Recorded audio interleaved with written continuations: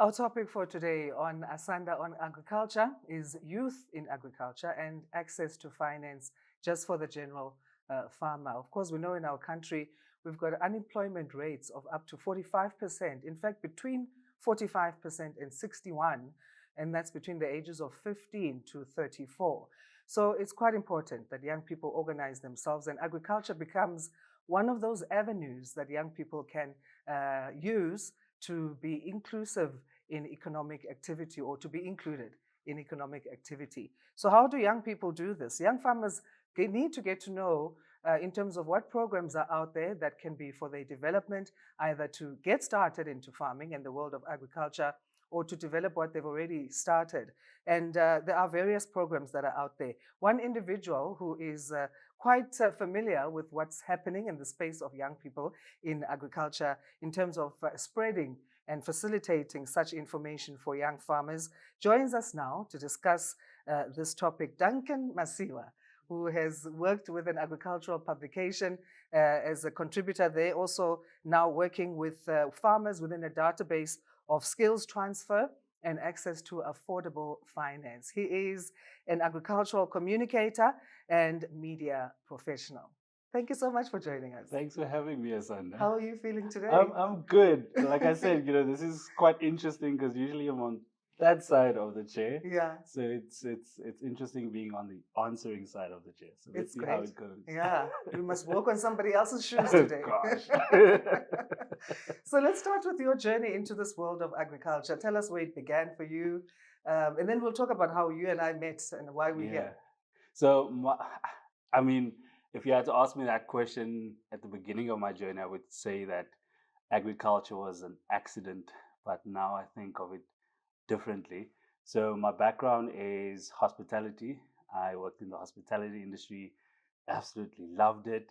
And back then I was still in Cape Town. So I remember this one morning I was making my way to work, and this is around 6 o'clock. So my shift is 6 o'clock in the morning. And I think I get to work around 5 o'clock.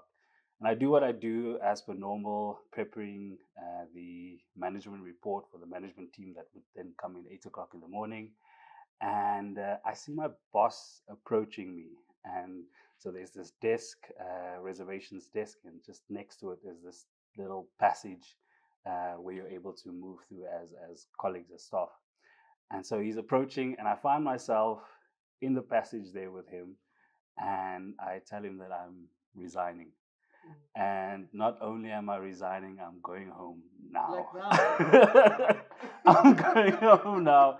And I kid you not, before that, this was not a conversation that I had prepared in my mind. I knew that I was thinking of, doing something else, but that moment right there, resigning, is not a conversation that I had woken up with when I got to work that morning. Yeah. And so I left that day with 89 Rand in my bank account. I had no idea what the next step was going to be, but I knew that I wanted to be in the media space because I was writing, I was doing poetry, and I wanted to use this gift to make a living, to make a life for myself. And I started working for the community newspaper as a freelance journalist. Nothing special. I was writing motivational columns for about a year, no salary whatsoever. And one day, the editor of the publication called me and said, "Hey, listen, there's something happening in your community. Can you cover the story?" And so I said, "Yeah, sure, I'll do it." And I wrote the story, and it ended up being my first article. It ended up being the front page of the newspaper. So yeah, that was one of those moments where you realize that I'm aligned with the will of God for my life. I'm clearly doing something right. And I've since had many moments like that, but that was definitely one of those moments where I realized, okay, I'm where I'm supposed to be. And then from there on, I joined Food from Zanzi, which is an agricultural publication. And my journey since then has been absolutely amazing. I do not regret leaving that morning. I love that you took that leap, because something in your spirit must have, pushed you to do that. Because you say you didn't even think that that's something you were going to be doing, but you trusted your gut in a sense. I think it wasn't. I think the defining moment for me wasn't the 89 Rand thing in my bank account, the defining moment for me was the fact that I was convicted and I acted upon it. Sometimes we want the situation to be so perfectly set up before we take a leap, before we jump. But I jumped with no uh, idea or no proof that it was going to work out. But I knew that that is a space that I wanted to be in, so I did it. I love the word alignment that you use there as well, because how else do we trust God if we don't take that leap? Yeah. When you don't see the way forward, He will just lead you to where you need to go. The Yeah. right people will come, Definitely. the right resources will find you, and things will happen. Talking about alignment, Yeah. then you and I align somewhere along the line with Food from Zanzi, what that you used to work for, because you guys invited us to be part of the program in terms of facilitating. So Duncan and I were co-facilitators for a youth indaba that was held also in Pretoria, where you stay now. And we met, and I think I was not dressed accordingly because we are on a farm and it had been raining. I'm wearing heels and this long dress that's also the wrong color because it's like creamish whitish. And I'm dragging the mud with me into wherever I'm going. But you were dressed, like you can still remember. I mean, I looked fresh. I looked so cute, but You were on point, definitely. but not for that particular. So I'm laughing at myself as well as you laughing at me. But you made me feel so comfortable too, because it was the first time we actually met. We had spoken before, but physically it was the first time we met, and we were now working together and co-hosting together. And you made that job so easy for me because your energy is just No, something. I think when you invite someone into your home, you must make them feel comfortable. It's like my experience here with you now. I felt very comfortable. Thank you. So I think it's important, and I mean, it was an honor to be able to work with you as well. Yeah. Awesome. And then what do you think in terms of those kinds of things? So it's a gathering of young people coming together to get information from different stakeholders within the agricultural space. There's even people like government ministers, deputy ministers showing about the programs that they have. There's also private people. There's also other farmers from other parts of not just the country, but the world. How important is that for young people then in information dissemination together in those situations or in those gatherings? Because somebody might say, but it's just a talk shop.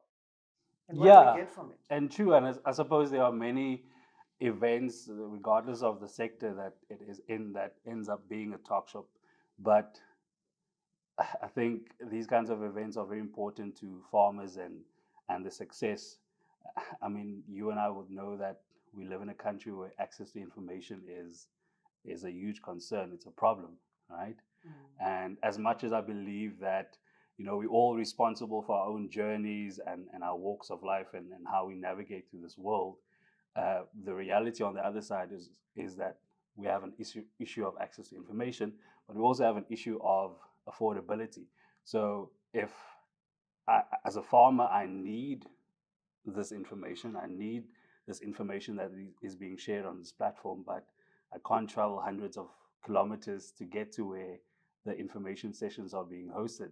Or I need this information, but I can't afford a laptop or I can't afford a cell phone to be able to search this information, right? Or someone else might say, I need this information, but I don't have money to buy data, right? And so those are some of the realities. And these are the realities. Those are realities that a lot of farmers operate in. And I think it's important that stakeholders and organizers of these events make a concerted effort to actually reach people where they are, right? Going into far-flung areas of the country to make sure that the people that really need this information actually has equal access to the information that is being shared. Otherwise, I think we'll continue to see a situation where people miss out on opportunities because they weren't able to be in the room. Yeah. You've interacted with a lot of young farmers in your writing, in your attending different events and hosting different events. So when you hear their stories and you also make your own assessments, what do you think a young farmer needs to start getting into the world of farming practically? Because you'll have this dream, and we know that the average South African farmer is about 60 years old and above. People normally go into this in retirement.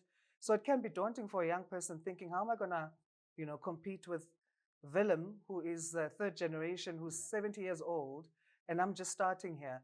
What do you think that is important for a young person to know in terms of where do I even begin Yeah. if I'm saying I want to get in? Yeah, and I suppose that's the key. Just begin, Mm. right? But agriculture or farming is far from easy. It's extremely costly. It's labor intensive. It takes a toll on your emotions. It takes a toll on your family. There's a lot that goes into to being a farmer. But I think the key thing would just be to start something. And I'm probably backtracking. Something that we saw when the COVID-19 years hit us, right? And it was, I think, 2022 to 2024, as an agricultural publication. What we saw was there was a lot of new farmers emerging during that time, and it was either because people lost their jobs, or they were about to be retrenched, or they wanted to pivot into a new sector or new space. And so you saw a lot of the stories that we actually ended up writing about or sharing was about farmers, people that started farming in 2020 or 2021. So there was this big influx or interest rather in the agricultural space of people that just took the plunge and they just started, whether it's in their backyard or it's on a patio or on a rooftop or in a community vegetable garden. They just started, no experience, no clue what they're doing, but they just Like went. the way we were baking during Yeah. COVID. Yes. None of us knew what we were doing, but we were baking. Yeah, I'm a horrible baker. So people just went in, right? Yeah. And I think that's the thing that a lot of the times it hinders people from taking that step. It's you want to you want everything to be set up perfectly before you start. But to answer your question, when it comes to young people entering the space, it's important that you understand the crop that you are choosing to focus on, or your livestock animal that you're choosing to focus on. Also understand the environment that you're operating in before doing anything. A lot of people, as much as you start in the beginning, it's important to make sure that you do your research before you go and knock on the doors of the retail sector. I won't mention names. Before you knock on the doors of the retail giants, I think something that we also see a lot of new entrants that enter the space. You see that your friend on Instagram, they producing this amazing crop and they're supplying this big retailer, and that becomes the goal almost immediately. Um, but perhaps your journey is slightly different. Really understanding what it is that you're doing, so that you work your way gradually. Some of the farmers, yeah, the Willems of the world, the Pitts of this world, it was a gradual process. It wasn't an overnight success. So I suppose pacing yourself, really pacing yourself. And I think young people want to do things in a rush. Things must be quick. That's me as well. I mean, if I look at my journey as well, you always asking yourself, what's the next thing? Am I doing enough? But sometimes you just need to trust the process. Your journey is your journey, and it will unfold the way it needs to unfold. Do you think that some of that urgency comes from that COVID-19 time where things were literally turned upside down? I know I'm deviating a little bit there, but just in the general sense, we didn't see it coming and we were finding ourselves in panic mode. Do you think some of the urgency comes from that, or is it just another factor? I can see that being the case. All of a sudden you had security, you had a job, you had an income, and all of a sudden it's taken away from you. So what do I do now? I've got space available in my backyard, so let me see how if this is something that I can do. And with that said, there's people depending on me. There's a family, there's children that's depending on you. So I need to make this work, right? So I suppose that's definitely part of the um, factor. Uh, but yeah, again, understand your space, understand your journey, and things will unfold the way it's exactly supposed to unfold. Right. Yeah. Let's talk the general farmer now, maybe moving a little bit away from the young farmer.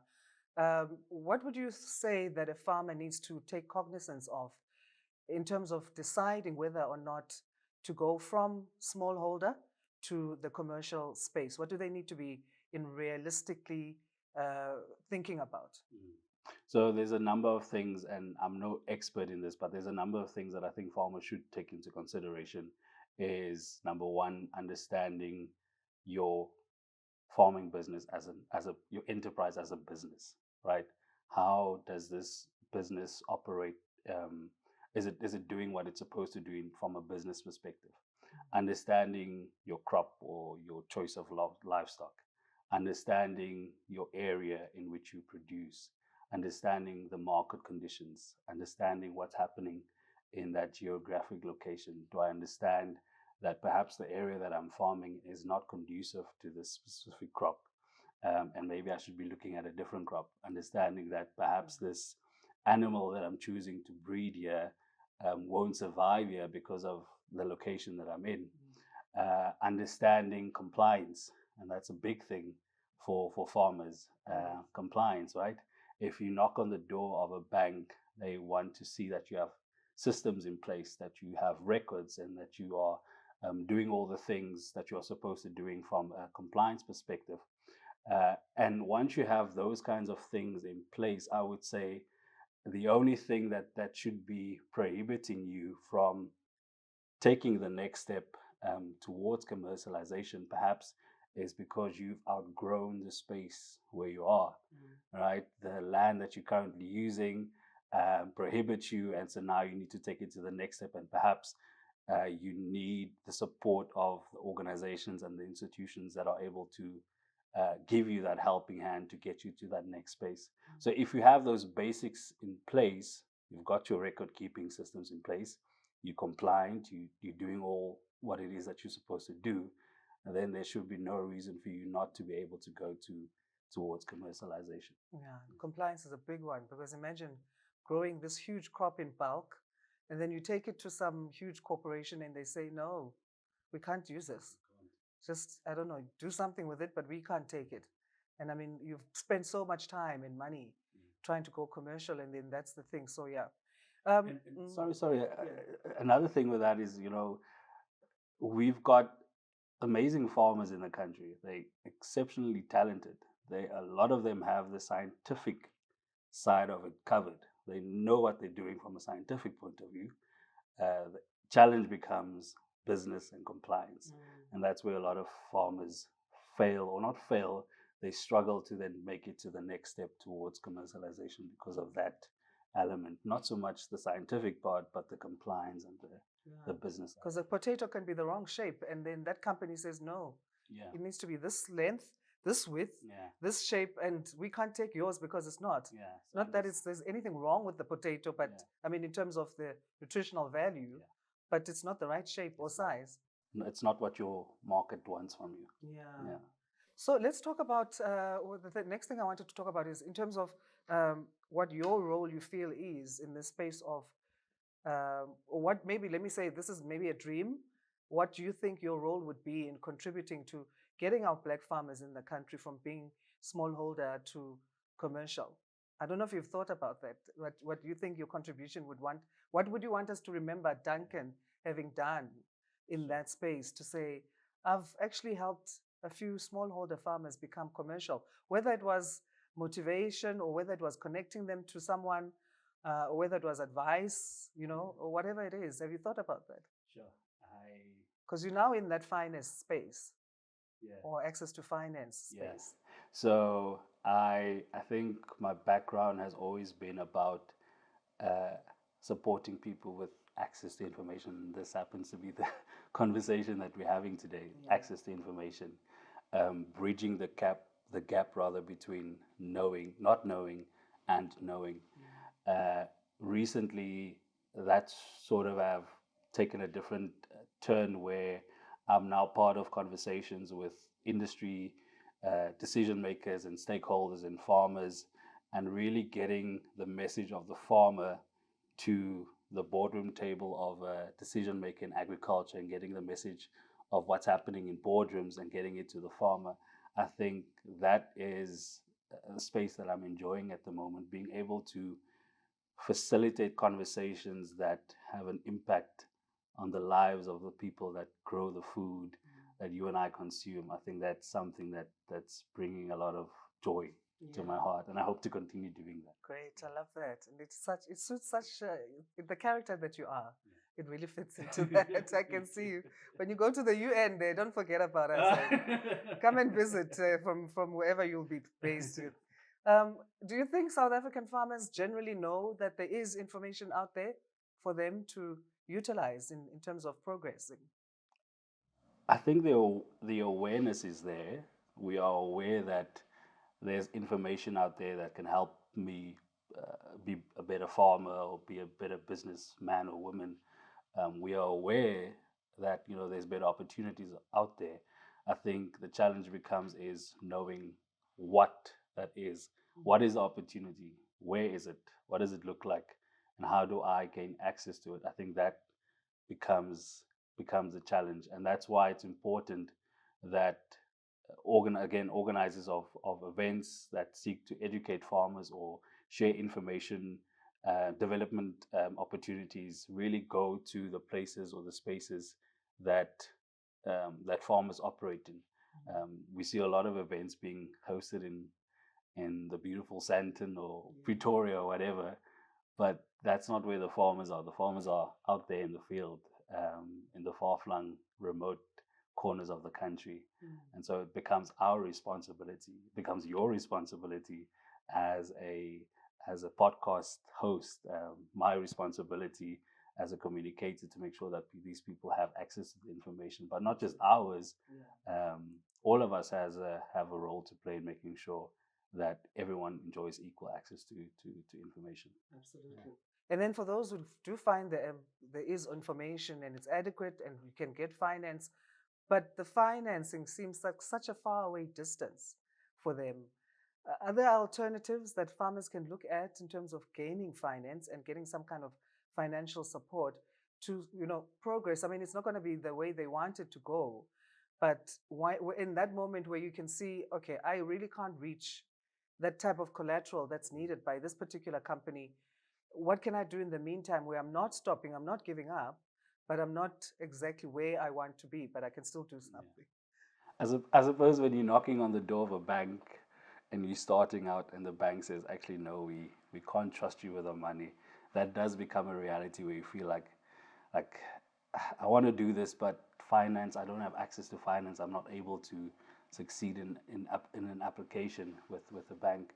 But I think what we're seeing is that there are a lot of amazing institutions that exist, DFIs, that are able to support startups, support young businesses, Black-owned businesses. And a lot of these institutions, whether it's the SETFAs or the NYDAs or the NDAs or the IDCs, their mandate is to support startups, to support small-scale farmers. So my advice would be for those that are starting out, knock on those doors first. Participate or participate in their grant programs so that you are able to start your business and make all the right business decisions from a compliance point of view, record keeping. Then go knock on the doors of the bank to show them, to say, this is how I used my grant component, this is how I used the money, this is where it brought me to. In order for me to now get to the next step, this is what I need from you. And I think that in cases like that, banks will be more willing to lend you their money. But I know that there's a lot of innovative financing instruments that are coming into play, conversations that are happening behind the scene as to how do we innovatively fund farmers. So those conversations are happening. And I think it excites me to know what that's actually going to end up meaning for farmers that traditionally could not access finance, and what it's going to mean for them in the future. In your opinion, what else do we need to do to make sure that there is a fair playing field for our farmers to be able to be part of the agri-supply chain and ensure a fair agricultural ecosystem? How can we make that happen? Besides, what we've discussed, the finance, I think the key word there is ecosystem. For a long time, a lot of institutions and organizations thought that they could have impact by doing it themselves. You need partners, you need collaborators, right? in order to really reach people, to really ensure that you deepen impact in whatever it is that you do. And so, in order for us to make sure that people have or enjoy equal access to opportunities, is to really collaborate more. Um, and I don't think it's a sector issue. I think it's a people issue. We like to be the the Beyonce of whatever it is that we're doing. We don't like to share the shine, or we don't like to share the stage, or whatever the case may be. And I think if we do more, if we collaborate more, that's when you really start to see impact. So it really needs stakeholders to really come together intentionally to drive that kind of impact. Right. Yeah. Some examples maybe that you can share that you've seen of how farming communities, not just in South Africa, but from other parts of the world, have managed to remain resilient and somehow create their own prosperity. What can you share with us in terms of what you've seen? Sure, I'm not an extensive traveler, but if I had to share an experience, I was fortunate to go to Switzerland 2024 when I was still at my time at Food from Zanzi, when I was recognized as one of the um, top 10 journalists in the world. Yeah, that was that was quite a moment for me. Yeah. And so we went to Yeah. thank you. We went to Switzerland and we had a bit of a tour of different farming communities in Switzerland. And I think what stood out there for me is how farmers use compliance to their advantage. So there's a lot of systems that they have in place there that focuses on, if you produce your crop in a specific way with using regenerative practices, that then benefit you from a financial point of view. You are able to upsell your product or whatever the case may be. And so I think, and this is happening in different parts of the world as well. There's a big move towards organic farming, and using less chemicals, so that not only benefits consumers for a better product, but it also benefits you as a farmer, where you are able to actually upsell your product. So I think that's something that as South Africa, we're not there yet, unfortunately, but I think that's something as South Africa that we should be taking note of, because if you hear the stories of farmers who sell their product for five rand, and that product ends up selling in a retail store for 30 rand, you ask yourself, where's the gap in that? How do I make sure that the produce that I produce I actually sell it for what it's worth, which is far more than what I'm actually getting at the moment. And I think organic farming has a huge role to play in that. And hopefully we move um, closer to that much, much, much more faster. Yeah. So by regenerative practices, organic farming would be an example of that. Oh, an example, yes. Yeah. For somebody who's like, what are these big words? Yeah. Yeah. Organic farming would be an example of practicing regenerative farming. Right. Yeah. What's next for you? What is your vision for yourself in this space? Besides being an ambassador, your ambassadorship role that you already touched on in terms of how you see yourself helping the smallholder farmer getting to commercial status. What do you see happening in the vision board? I don't have it all figured out. I'll be honest. I don't have it all figured out. But what I do want to do is be part of conversations, facilitating conversations with industry stakeholders and farmers, do more of that. And I'd love to do more TV work within the agricultural space. Yeah, I've started doing voiceover work now. So hopefully a bit more of that as well. Awesome. But yeah, we'll see. We'll see. And you'll be back joining us to tell us that update. Or give us that update, eh? Definitely. How do we connect with you? Do you want to share your social media platforms and any other resource centers that people can connect with? Farmers, young people? Cool. So I'll maybe start with the company that I work for, which is the Agricultural Development Agency. It's an organization that seeks to support farmers with access to finance, mechanization, skills, and training and development. And we do this not by ourselves, we do it in collaboration with partners with this ecosystem that we've built. So if that's something that interests you, you can visit our website. It's www.agda.org.za. Social media pages as well. If you want to connect with me, it's Duncan Masiwa on Instagram, Duncan Masiwa on Facebook, and Duncan Masiwa on LinkedIn. Thank you so much. He is agricultural communicator and media professional, Duncan Masiwa. Thank you so much for joining us. I really appreciate you being here. Thanks for having us. Great.